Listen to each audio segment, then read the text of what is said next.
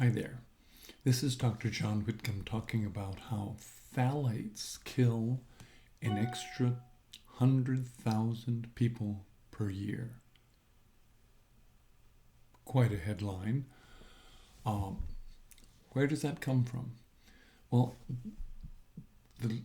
this basically comes from our NHANES study, which is our National Health and Nutritional Evaluation Study that's been going on for decades, and looked at 5,200 or 5,300 adults, 20 and older, and got urine samples on them, and then followed their mortality. And then statisticians do what statisticians do. And they found to a statistical probability what's the additional mortality, in particular cardiac mortality, because that's the majority, from excess phthalates versus those with low phthalates. And they come up with, if you extrapolate this to a national database, that we're killing about 100,000 excess people a year because of the phthalates in our food supply. That's a terribly alarming number. We're not sure quite what they do, but they're considered classic endocrine disruptors, and we know that they reduce testosterone in men, but women aren't immune either. The study showed that women equally had a reduction in had an increase in mortality.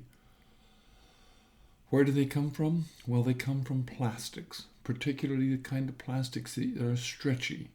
So the stuff you get your food in, that you put your soft wrap over in your refrigerator, that you put in your microwave. The microwave is the worst way to get it because it leaches the plastic out.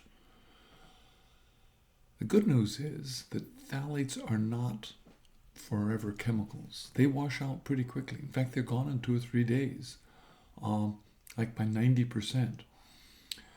What will work for me? Well, the reason I'm alarmed about this is I measured my own environmental toxins from Great Plains Labs, and I came back with quite a few high ones, but DEHP, the breakdown product of phthalates, I was at the 95th percentile. Alarming. So what have I done for that? I have personally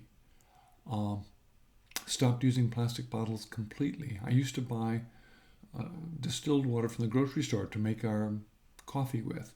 I now have a stainless steel distiller at home, and it distills the water for a penny when I do it on off-peak hours instead of paying 99 cents. So I'm saving a little bit of money, but more importantly, I'm only using stainless steel and glass, and I'm getting away from the plastics. You can do that kind of thing too.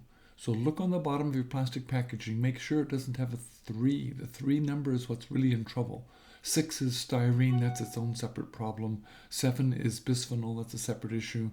But most importantly, get rid of the stretchy plastics and never put them in your microwave with food in them. This is Dr. Whitcomb. 100,000 extra deaths from phthalates. We can reduce that.